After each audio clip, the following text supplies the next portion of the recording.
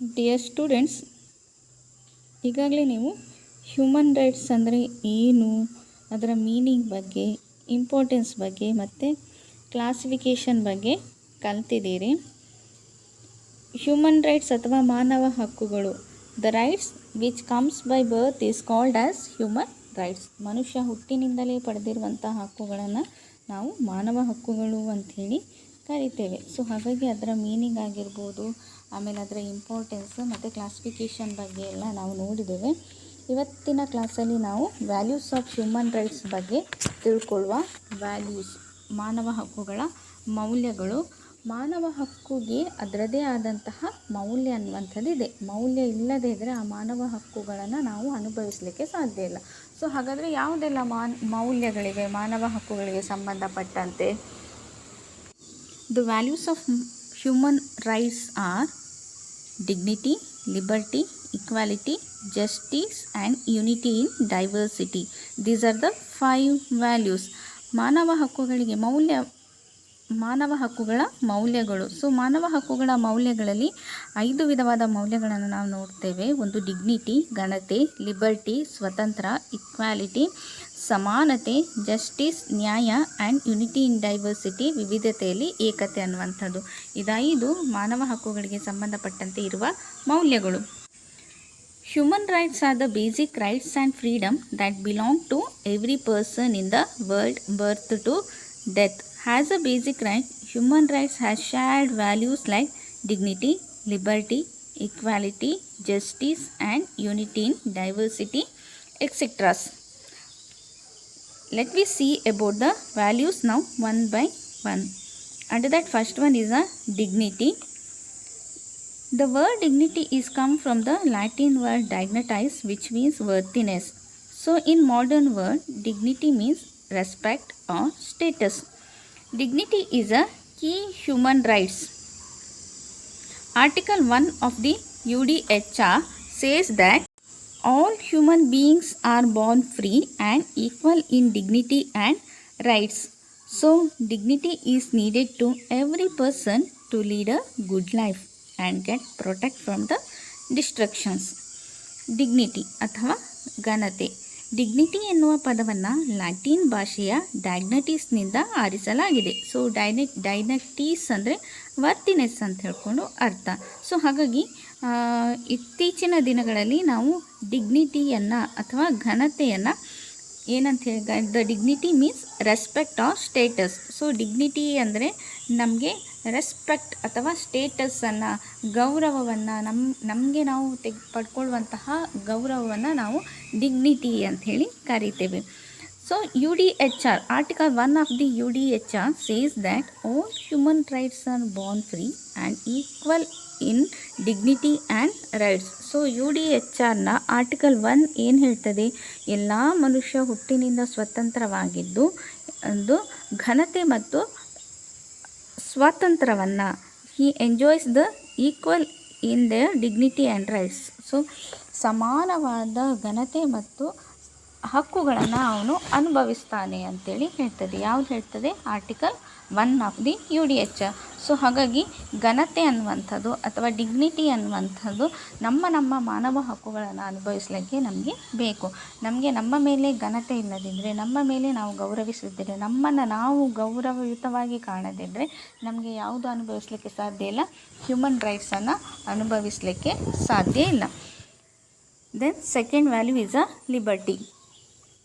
The word liberty is derived from the Latin word liber, which means free. So liberty means freedom. Liberty helps in develop human personality. We shall enjoy the human rights only if we have liberty. So liberty and human rights has co-equal relationship. Liberty, ಸ್ವತಂತ್ರ. The liberty ಎನ್ನುವಂತಹ ಪದವನ್ನು Latin ಭಾಷೆಯ ಲಿಬರ್ಲಿಂದ ಆರಿಸಲಾಗಿದೆ. ಲಿಬರ್ ಅಂದರೆ free, ಹಾಗಾಗಿ liberty ಅಂದರೆ freedom ಅಥವಾ ಸ್ವಾತಂತ್ರ್ಯ ಅಂಥೇಳಿ ನಾವು ಕರಿತೇವೆ. ಸೊ ಲಿಬರ್ಟಿ ಅನ್ನುವಂಥದ್ದು, ಸ್ವತಂತ್ರ ಅನ್ನುವಂಥದ್ದು ಮನುಷ್ಯನ ಪರ್ಸ್ನಾಲಿಟಿಯನ್ನು, ಅವನ ವ್ಯಕ್ತಿತ್ವದ ಬೆಳವಣಿಗೆಗೆ ಸಹಕಾರಿಯಾಗ್ತದೆ. ನಮ್ಮಲ್ಲಿ ಸ್ವತಂತ್ರ ಅನ್ನುವಂಥದ್ದಿದ್ದರೆ ಮಾತ್ರ ನಮ್ಮ ಪರ್ಸ್ನಾಲಿಟಿ ಅನ್ನುವಂಥದ್ದು, ಒಬ್ಬ ಮನುಷ್ಯ ಅವನು ಡೆವಲಪ್ ಆಗಬೇಕು ಅಂಥೇಳಿ ಆದರೆ, ಅವನು ಅಭಿವೃದ್ಧಿ ಆಗಬೇಕು ಅಂಥೇಳಿ ಆದರೆ ಅವನಿಗೆ ಏನು ಬೇಕು? ಸ್ವತಂತ್ರ ಅನ್ನುವಂಥದ್ದು ಬೇಕು. ಸ್ವತಂತ್ರ ಇಲ್ಲದೇ ಇದ್ದರೆ ಅವನೇನಾಗಲಿಕ್ಕೆ, ಅವನ ವ್ಯಕ್ತಿತ್ವ ಅನ್ನುವಂಥದ್ದು ಬೆಳವಣಿಗೆ ಆಗಲಿಕ್ಕೆ ಸಾಧ್ಯ ಇಲ್ಲ. ಸೊ ಹಾಗಾಗಿ ಲಿಬರ್ಟಿ ಇದ್ದರೆ ಮಾತ್ರ ಅಲ್ಲಿ ಸ್ವತಂತ್ರ ಇರ್ತದೆ. ಅಲ್ಲಿ ಸ್ವತಂತ್ರ ಇರ್ತದೋ ಅಲ್ಲಿ ಮಾನವ ಹಕ್ಕುಗಳ ಬೆಳವಣಿಗೆ ಅನ್ನುವಂಥದ್ದು ಆಗ್ತದೆ ಅಂತೇಳಿ ಹೇಳ್ತದೆ ಲಿಬರ್ಟಿ ಅನ್ನುವಂಥದ್ದು. Then next is aspects of liberty. ಲಿಬರ್ಟಿಯ ಅಂಶಗಳು. There are 2 aspects of liberty. First one is a positive liberty, second one is a negative liberty.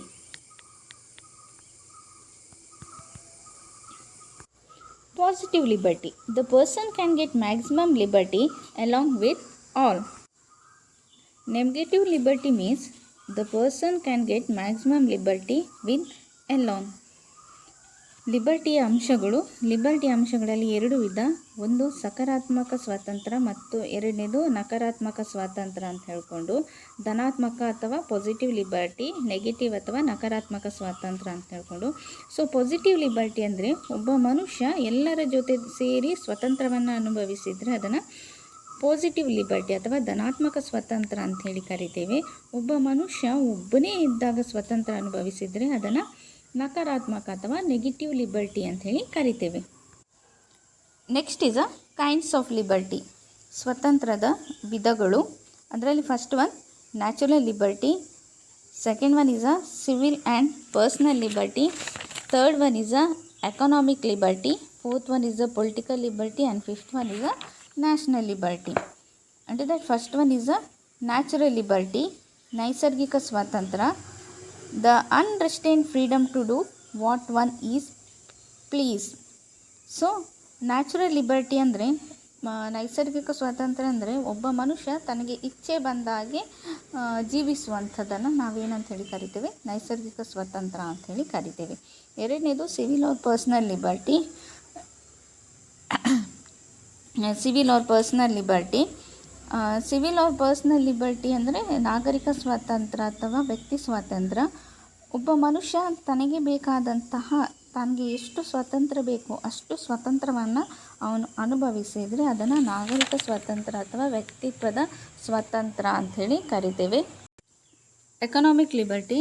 It implies that a person should have his basic necessary likes food, cloth and shelters. So ಆರ್ಥಿಕ ಸ್ವಾತಂತ್ರ್ಯ. ಆರ್ಥಿಕ ಸ್ವಾತಂತ್ರ್ಯ ಅಂದರೆ ಒಬ್ಬ ಮನುಷ್ಯ ತನಗೆ ಬೇಕಾದಂತಹ ಮೂಲಭೂತ ಸೌಕರ್ಯವನ್ನು ಅನುಭವಿಸುವಂಥದ್ದು. ಮೂಲಭೂತ ಸೌಕರ್ಯಗಳು ಅಂದರೆ ಫುಡ್ ಆಗಿರ್ಬೋದು, ಕ್ಲೋತಿಂಗ್ ಆಗಿರ್ಬೋದು, ಶೆಲ್ಟರ್ ಆಗಿರ್ಬೋದು. ಇದನ್ನು ಅನುಭವಿಸಲಿಕ್ಕೆ ಇರುವಂತಹ ಸ್ವಾತಂತ್ರ್ಯವನ್ನು ಆರ್ಥಿಕ ಸ್ವಾತಂತ್ರ್ಯ ಅಂತೇಳಿ ಕರಿತೇವೆ. Then next political liberty.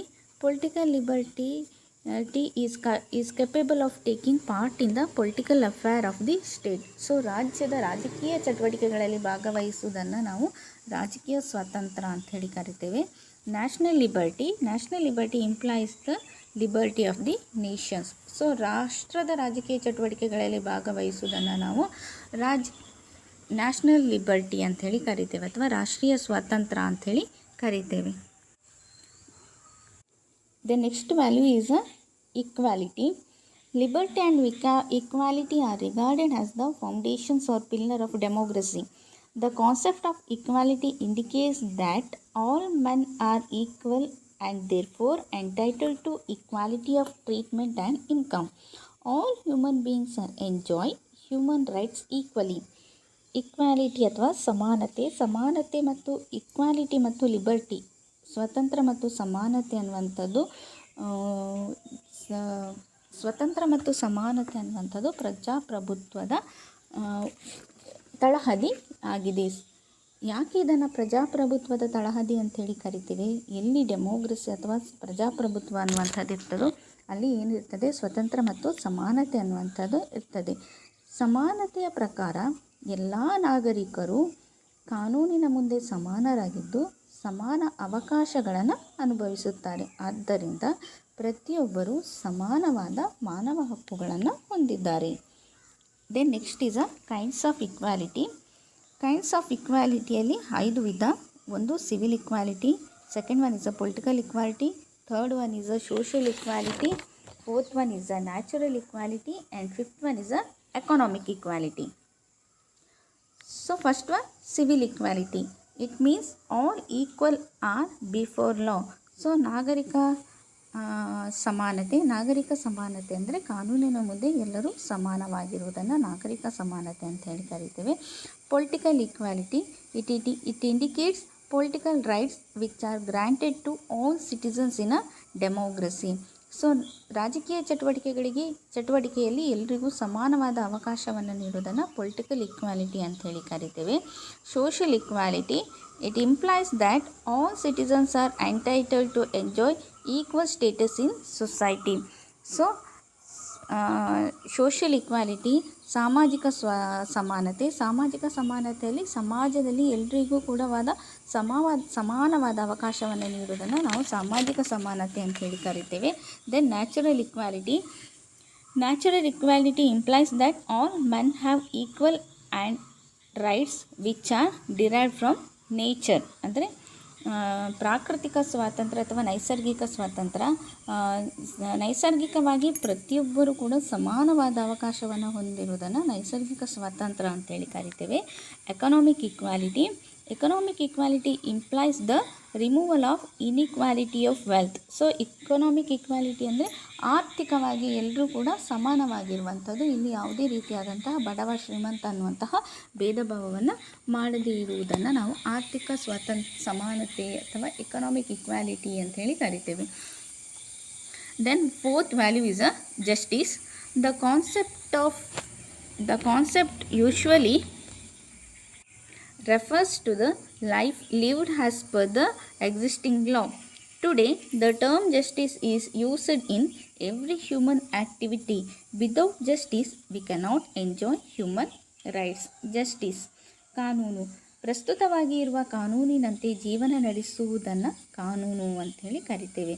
The concept usually refers to the life lived as per the existing law. ಯಾವ ರೀತಿ ಒಂದು ದೇಶ ಅಥವಾ ಸಮಾಜ ಕಾನೂನನ್ನು ರೂಪಿಸುತ್ತದೆಯೋ ಅದಕ್ಕೆ ಸರಿಯಾಗಿ ಜೀವನವನ್ನು ನಡೆಸುವುದನ್ನು ಕಾನೂನು ಎನ್ನುವರು. ಹೀಗಾಗಿ ಕಾನೂನಿನ ಮುಂದೆ ಎಲ್ಲರೂ ಸಮಾನರು. ಮಾನವ ಹಕ್ಕುಗಳನ್ನು ಅನುಭವಿಸಲು ನಮಗೆ ಏನು ಬೇಕು, ಈ ಕಾನೂನು ಅನ್ನುವಂಥದ್ದು ನಮಗೆ ಸಹಾಯವನ್ನು ಮಾಡ್ತದೆ. ನಮಗೇನಾದರೂ ನಮ್ಮ ಮಾನವ ಹಕ್ಕುಗಳನ್ನು ಅನುಭವಿಸುವಾಗ ನಮಗೇನಾದರೂ ತೊಂದರೆ ಆದರೆ ನಾವೇನು ಮಾಡ್ಬೋದು, ನಾವು ಕಾನೂನಿ ಸಹಾಯವನ್ನು ಪಡ್ಕೊಳ್ಬೋದು. ಆ ಮೂಲಕ ನಾವು ನಮಗೆ ಆದಂತಹ ಅನ್ಯಾಯವನ್ನು, ತೊಂದರೆಯನ್ನು ನಾವು ಸರಿ ಮಾಡಿಸ್ಕೊಳ್ಬೋದು. ಆದ್ದರಿಂದ ಕಾನೂನು ಕೂಡ ಒಂದು ರೀತಿಯಾದಂತಹ ವ್ಯಾಲ್ಯೂಸ್, ಮಾನವ ಹಕ್ಕುಗಳ ಮೌಲ್ಯವಾಗಿದೆ ಅಂತೇಳಿ ಹೇಳ್ತೇವೆ. Then next is a kinds of justice. Under the first one is a social justice, second one is a political justice, third one is a economic justice, and fourth one is a legal justice, and fifth one is a distributive justice. Social justice indicates the justice for community to ensure common good. So social justice ಅಂದರೆ ಸಮಾಜದಲ್ಲಿ ಕಾನೂನನ್ನು, ಎಲ್ರಿಗೂ ಸಮಾನವಾದ ಕಾನೂನನ್ನು ನೀಡುವುದನ್ನು social justice ಅಂತೇಳಿ ಕರಿತೇವೆ. Second one is a political justice. It implies free and fair participation of the people in political affairs. So political justice ಅಂದರೆ ರಾಜಕೀಯದಲ್ಲಿ ಎಲ್ರಿಗೂ ಕೂಡ ಸಮಾನವಾದ ಅವಕಾಶವನ್ನು ನೀಡುವುದನ್ನು ಏನಂಥೇಳಿ ಕರಿತೇವೆ, ನಾವು ಪೊಲಿಟಿಕಲ್ ಜಸ್ಟಿಸ್ ಅಂಥೇಳಿ ಕರಿತೇವೆ. The next economic justice. It implies the ideas of non discrimination between man in grating economic benefits. Example, equal pay for equal work. Economic justice ಅಂದರೆ ಆರ್ಥಿಕವಾಗಿ ಎಲ್ರಿಗೂ ಕೂಡ ಸಮಾನವಾದ ಅವಕಾಶವನ್ನು ನೀಡುವುದನ್ನು ಎಕನಾಮಿಕ್ ಜಸ್ಟಿಸ್ ಅಂತೇಳಿ ಕರಿತೇವೆ. Legal justice. It implies the system of justice with principles procedure has ಲೇ down in the loss of the state. So legal justice ಅಂದರೆ ಕಾನೂನಿನ ಮೂಲಕ ಎಲ್ರಿಗೂ ಕೂಡ ಸಮಾನವಾದ ನ್ಯಾಯವನ್ನು ಒದಗಿಸುವಂಥದ್ದು. ದೆನ್ ಡಿಸ್ಟ್ರಿಬ್ಯೂಟಿವ್ ಜಸ್ಟಿಸ್ ಅಂದರೆ it implies that the national wealth should be distributed in a way that the gap between rich and the poor in narrow down. So distributive justice ಅಂದರೆ ಎಲ್ಲ ಬಡವ ಶ್ರೀಮಂತ ಅನ್ನೋದೇ ಎಲ್ರಿಗೂ ಕೂಡ ಸಮಾನವಾದ ನ್ಯಾಯವನ್ನು ಒದಗಿಸುವುದನ್ನು ನಾವು ಡಿಸ್ಟ್ರಿಬ್ಯೂಟಿವ್ ಜಸ್ಟಿಸ್ ಅಂಥೇಳಿ ಕರಿತೇವೆ. So these are the values of human rights. ಇದಿಷ್ಟು ಮಾನವ ಹಕ್ಕುಗಳ ಮೌಲ್ಯಗಳು. ಯಾವುದೆಲ್ಲ ಮೌಲ್ಯಗಳು? Dignity, liberty, equality, justice, unity in diversities etceteras. So ಘನತೆ ಆಗಿರ್ಬೋದು, ಡಿಗ್ನಿಟಿ ಆಗಿರ್ಬೋದು, ಲಿಬರ್ಟಿ ಸ್ವತಂತ್ರ ಆಗಿರ್ಬೋದು, ಇಕ್ವಾಲಿಟಿ ಸಮಾನತೆ ಆಗಿರ್ಬೋದು, ಜಸ್ಟಿಸ್ ಆಗಿರ್ಬೋದು, ನ್ಯಾಯ ಆಗಿರ್ಬೋದು,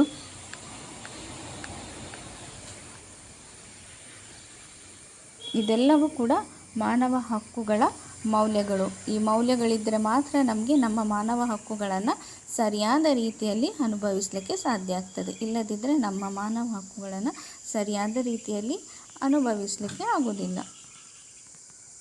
ಥ್ಯಾಂಕ್ ಯು.